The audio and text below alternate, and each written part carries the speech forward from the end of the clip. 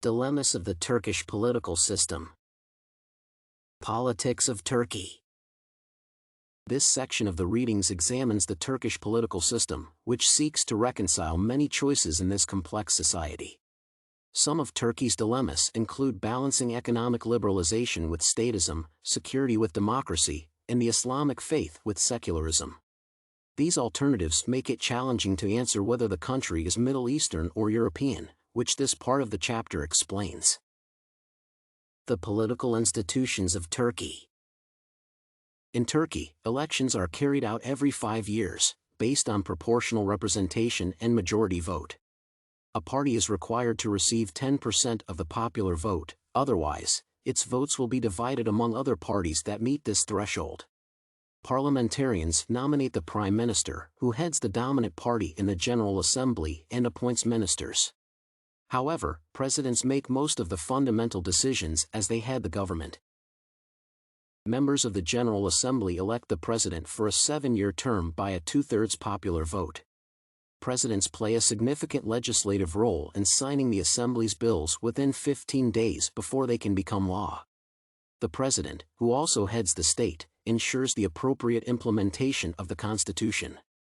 Besides, if the parliament fails in its legal mandate, the president arbitrates through military intervention. The Turkish Supreme Court is mandated to declare the laws passed by the National Assembly illegitimate. For example, in 2005, this court nullified a law by the Grand National Assembly legalizing the wearing of headscarves, which the president rejected thereafter. Thus, at times, the Assembly should consult with the Supreme Court regarding the constitutionalism of a bill. This landmark ruling indicates that the Turkish Constitutional Court is a bastion of secularism, which is why it is a critical government branch. The key elites in the Turkish government include the Chief Justice, the President, and the Prime Minister. These individuals have a significant role in making major decisions but are accountable to their political institutions. For this reason, an Islamic president can share authority with military powers, making the nation secular. Besides, cabinet ministers and the chief of staff have elite status because of their influence. Other elites include bureaucratic, business, religious, and opposition leaders. Pressures and interests, the core of civil society. Civil pressures and interests profoundly influence Turkish politics, but the country is predominantly Islamic. Dervish groups and organizations flourish in their endeavors as mosques and religious schools do. Turkey's Muslim domination started in the 1970s when citizens were encouraged into leftist and communist groups, most of which represented the Kemalist tradition. The Turkish government requires Islamic groups and institutions to register with the Religious Affairs Directorate for easy monitoring. Minority groups, such as Christians and the Kurds, are not recognized by the state, and the last time they were documented was during the 1965 census.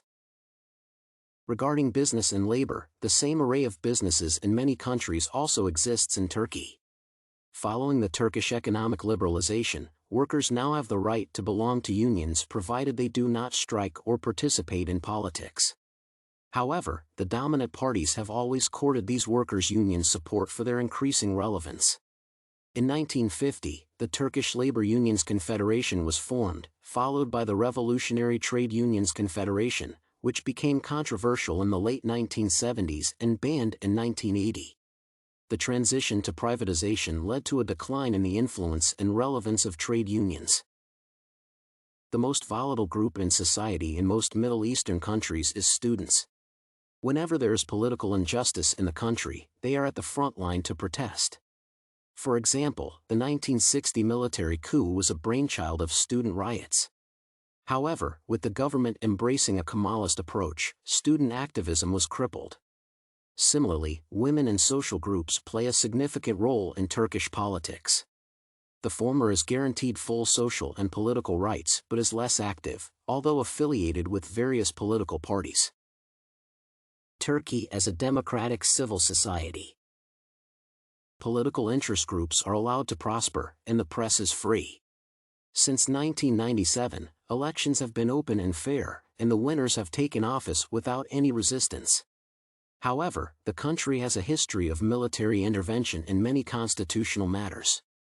pro-Islamic parties have dominated Turkey but have not harmed the country's democracy, although they seem to be favoring their religious affiliation. Thus, the context of Turkish politics is that politicians and elites continue to dominate, but much of their decisions are influenced by international, economic, and cultural factors. Political culture and political behavior.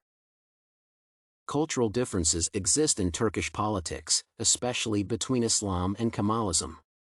Some traditions allow violence against women and discourage them from political participation. Regarding Turkish nationalism, a significant number of people adhere to secularism. However, Ataturk's nationalistic vision was a modernized nation, but most citizens are inclined towards protecting their faith. This doctrine has two main problems: an economically limited government sector and its dependence on tax evasion, low wages, and high incentives for business and innovation. The Turkish political economy. Economics has a significant influence on the country's politics, as it does across the world. When the economy is strong, leaders are hailed but condemned when it is weak. For example, the resurgence of Islamic sentiments and Turkey's political system's volatility have been blamed on many economic crises in the country. Religious parties have been more passionate than secular ones. The government has always bailed itself out of the financial strain by borrowing money from the International Monetary Fund, but a predatory bureaucracy has caused increased unemployment and low productivity. Consequently, Turkey has resorted to international interdependence, causing the country substantial foreign pressure. For example, Turkey has always desired to join the European Union to solve its problems, but some factors hinder it, such as human rights issues.